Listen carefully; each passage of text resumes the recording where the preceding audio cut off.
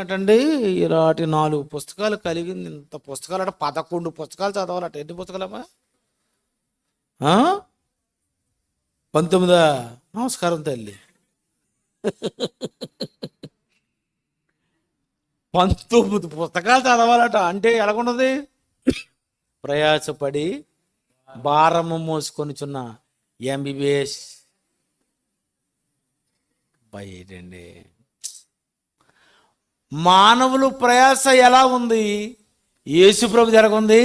నా కాడి సులువు, నా భారము తేలిక. నన్ను నమ్మితే నిన్ను రక్షిస్తాను, నీలోనికి వస్తే నిన్ను క్షమిస్తాను.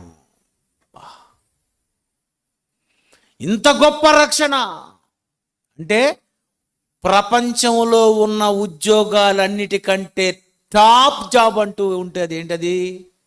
ఒక పాపిని రక్షించే జాబ్. ఇది గొప్ప జాబ్. ఇది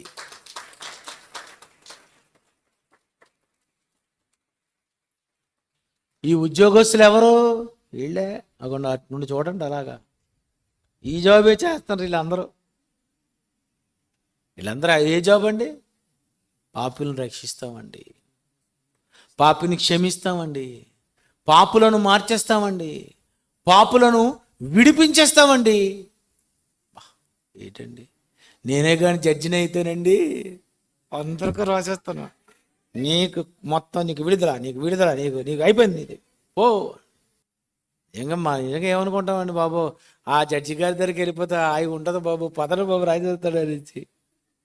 క్రైస్తవుడు అయితే మరి నువ్వు ఇలాగే రాయాలి కదా.